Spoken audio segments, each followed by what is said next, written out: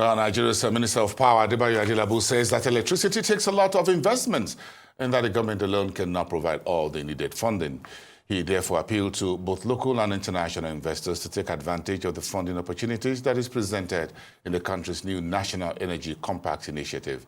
The minister was speaking at the opening of a closed-door presentation made in Tanzania at the just concluded Africa's Heads of State Summit. Let me start by saying that I'm particularly excited about this Mission 300 program, which is an ambitious initiative spearheaded by the World Bank and the Africa Development Bank, which is aimed at providing electricity access to 300 million people and clean cooking solutions to about 60 million households across Africa by year 2030.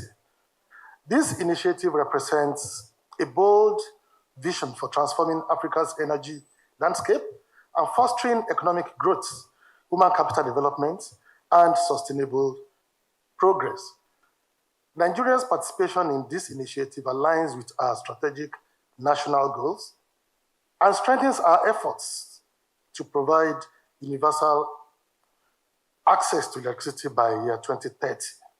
We recognize the transformative impact that Mission 300 will have on electrifying Nigeria and encourage other African countries to leverage this program to drive significant progress in energy access across Africa collectively.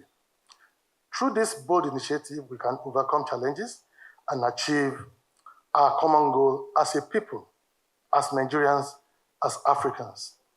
We heard during the opening remark by my dear friend talking about 86 million people in Nigeria that still lack access to electricity. Yes, it is that huge. We achieved some reasonable level of improvement during year 2024, just about 2-3% increase in electricity access, about 59%, about 62-63%, but we still have a long way to go.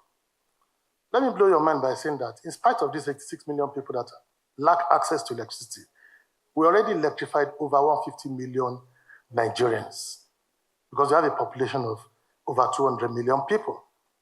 It is that huge. But we should not restrict this to just access improvement alone or increasing access. The 150 million people are already electrified. They have access to electricity. But is the access reliable? Because reliability actually matters. A lot of manufacturing companies, a lot of businesses, institutions in Nigeria, in urban area, they have access to electricity. But a lot of them are off the grid. They are not connected to the grid just because of lack of reliability. And reliability comes from stability of supply and functionality of supply. There are some manufacturing processes that even a 1 minute or 1 second blip alone can destroy the entire process. So as we are talking about improving access, we should talk about even improving the infrastructures of the existing access that we have so that we can actually have reliable, functional, and stable electricity supply.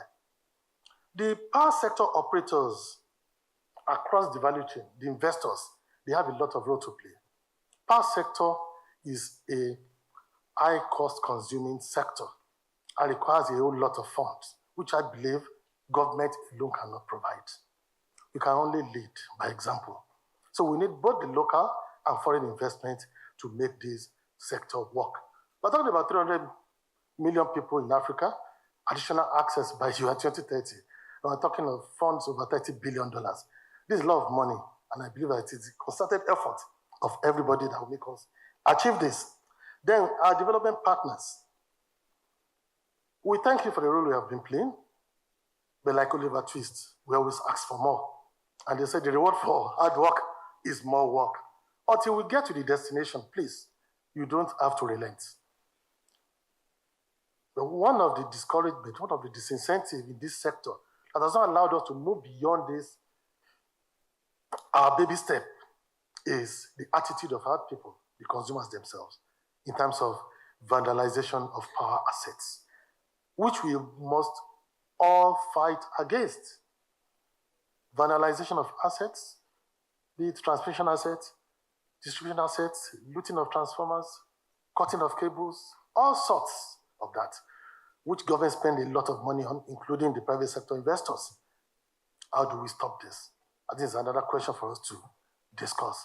Because as you are building something and some people are pulling it down, you have a long way to go. Then lastly, the issue of power theft. And people have the attitude of power theft. Lots of meter bypassing, lots of illegal connections. All these are factors that can negatively influence the success of this project, which I believe we must also include in our plan towards achieving the goals and objectives of Mission 300.